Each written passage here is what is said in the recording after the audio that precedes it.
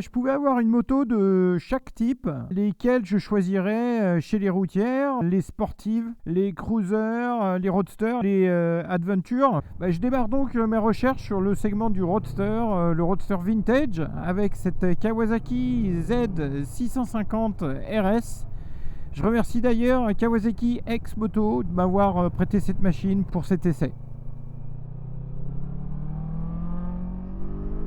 Mais avant tout, si toi aussi t'aimes bien aller faire des essais de moto entre midi et deux, au lieu d'aller te faire un petit McDo avec tes collègues, abonne-toi ou mets au moins un petit pouce, comme je dis toujours, hein, ça fait pas de mal.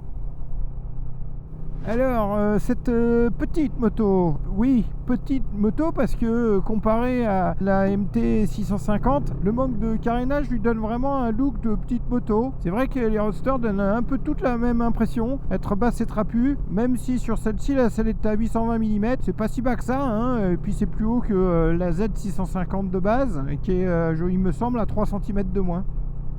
D'un point de vue look, cette moto joue dans la sous-catégorie des roadsters old school ou rétro, comme on veut. Comme ces machines proposent quand même des innovations esthétiques et puis technologiques, c'est vraiment du néo-rétro dont on parle ici. Alors côté rétro, c'est ce nouveau modèle, en particulier quand on choisit la couleur vert candy. Ça rappelle vraiment les modèles du milieu des années 70 avec la Z650 et puis la Z900 et finalement la Z1000. La forme des rétroviseurs est conservée ainsi que le double cadran pour le tableau de bord. La lanière sur la selle est elle aussi encore présente.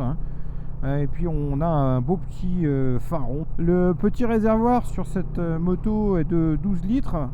Ça accentue son caractère léger. La couleur de la moto que j'essaye aujourd'hui, c'est pas la vert candy émeraude, c'est le gris métallique Moondust noir ebony. Vous avez le choix entre 3 couleurs. On a parlé rétro, parlons néo. Sur cette Z650 RS, on trouve entre autres l'embrayage Assist and Slipper qui est effectivement c'est l'anti-dribble, un ABS, un système de freinage double 10 de 300 mm à l'avant et puis un mono 10 en 220 mm à l'arrière.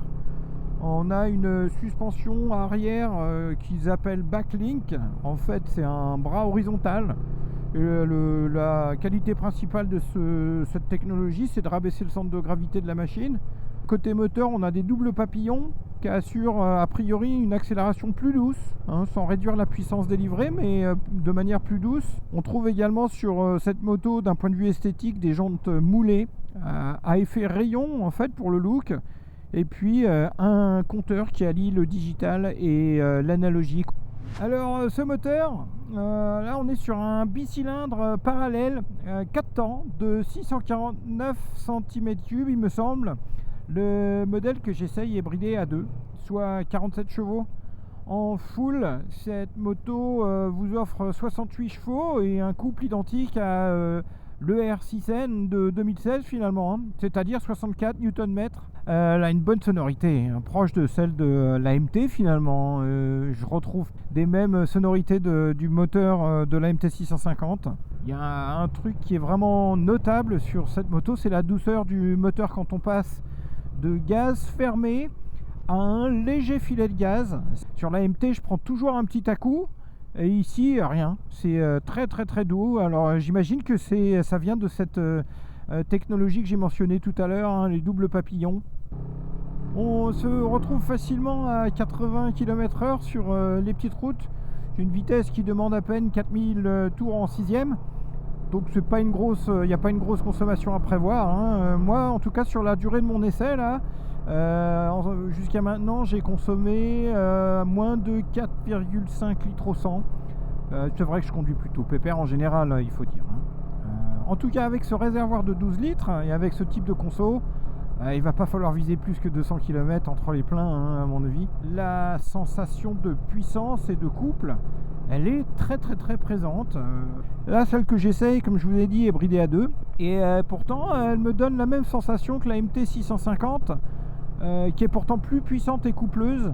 Alors, est-ce que c'est juste dû aux amortisseurs et puis la selle qui est plus moelleuse sur ma traille, J'en sais rien, mais en tout cas sur cette Z650 RS, c'est très sympa. Il y a quand même certainement le poids qui joue aussi, hein. Cette moto, elle fait 30 kg de moins tout plein fait que la MT650. Et sur ma trail, je transporte en plus environ 20 kg dans mon top case. 50 kg, c'est pas négligeable.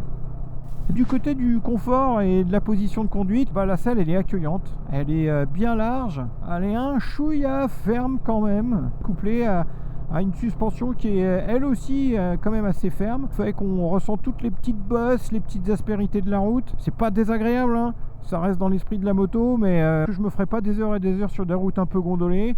Mon dos me dirait pas merci. Le guidon est assez haut finalement, ce qui fait qu'on n'est pas allongé sur le réservoir, on peut garder les bras fléchis et détendus. C'est presque c'est une position assez relaxe de conduite. Les jambes sont pas trop repliées non plus, peut-être très légèrement plus que sur ma MT, mais c'est dur à dire. À l'arrêt, j'ai les deux pieds presque au sol. Pour rappel, hein, je mesure 1m70 et puis sa selle, donc pour rappel également, est à 820 mm. J'ai aussi remarqué là tout à l'heure quand je filmais la moto que les repose-pieds viennent taper dans les mollets quand on pose les pieds à terre. On préférera avancer ou reculer un peu ses pieds pour éviter de se cogner. Par contre sur cette moto, si on veut se reculer un petit peu sur la selle pour éviter ce désagrément, je trouve que la selle elle devient très vite très large, ce qui fait qu'avec mon petit 1m70, si je me recule trop sur la selle, j'ai du mal à toucher par terre. C'est une moto qui est très facile à déplacer à l'arrêt, hein. On voit vraiment la différence entre une moto qui fait 187 kg, celle-ci, et puis une MT qui a un centre de gravité bien plus haut et qui pèse 220 kg. On a des commodos qui sont simples, c'est pareil également, très similaire à ceux de la MT650. Tout est quasiment à gauche, seul le démarreur à droite. La seule différence, c'est le bouton sur celle-ci qui va permettre de naviguer dans les menus de l'écran digital. Côté protection, hein, alors il n'y a absolument aucun carénage sur cette moto. On prend tout le vent dans le casque, le torse, les jambes. J'ai pas fait d'autoroute, mais j'imagine qu'à 120-130 km/h, on doit se fatiguer très vite à mon avis. Alors en ville, c'est une moto très simple, hein. Elle est légère, elle tourne toute seule, elle a un centre de gravité bas qui la rend facile à balancer en équilibre à l'arrêt quand on a des petits stop and go dans le trafic. Sur ce point, hein, elle me rappelle quand même beaucoup la CLX 700 héritage de CF Moto que j'ai essayé il y a quelques temps. Ça m'avait fait la même impression. À mon avis d'ailleurs, c'est une de ses concurrentes. Les rétroviseurs dépassent presque pas du guidon, un tout petit peu peut-être. Et ils ont cette forme ronde spécifique.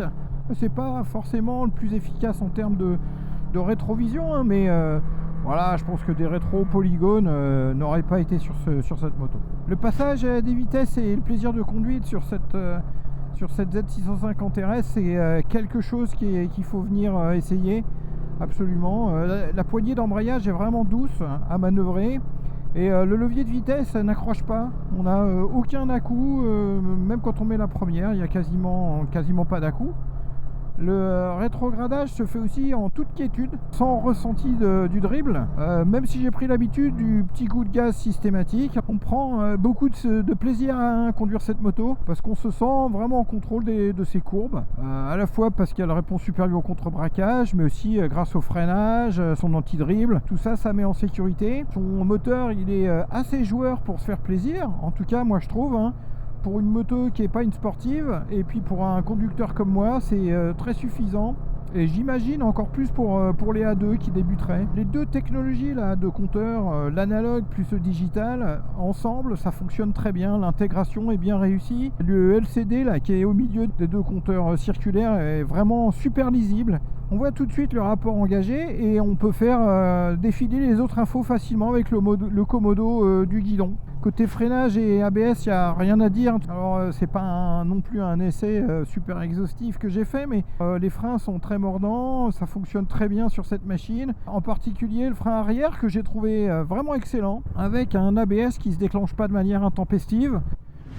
Pour moi, cette vidéo, c'est la découverte de cette machine-là, puis ce type de machine, hein, Roadster, le Néo Rétro. Donc je pense que cette petite RS 650 se retrouve avec des concurrentes. Alors déjà, c'est difficile de parler de concurrence sans parler de prix, hein. Donc la Z650 RS démarre à 8299 €. Ce prix là, c'est avant de commencer à ajouter des accessoires et des options. Je pense que ses concurrentes les plus directes en termes de prix, c'est-à-dire moins de 10 000 €, entre 500 et 700 cm3 et ou de puissance, là j'ai dit à peu près moins de 80 chevaux, hein, pour me donner une idée. Les motos que je mettrais en concurrence, c'est les suivantes.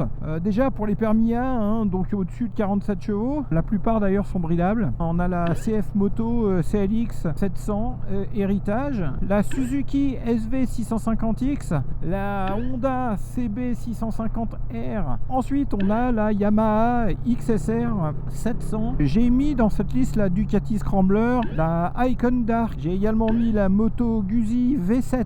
Et puis pour terminer avec cette liste de motos pour les permis A, on a la Triumph Street Twin. Ensuite, dans sa configuration A2, elle a d'autres concurrentes qui sont des A2 purs. En concurrence, on a la Mash 600, 650 cm3. On trouve également la Brixton Crossfire 500, la Husqvarna Svartpilen 401. On a également la Benelli Leoncino 500, la Vosges 500 AC qui est magnifique également, la Royal Enfield Interceptor 650. En conclusion, voilà, hein, pour ce petit essai sur le pouce.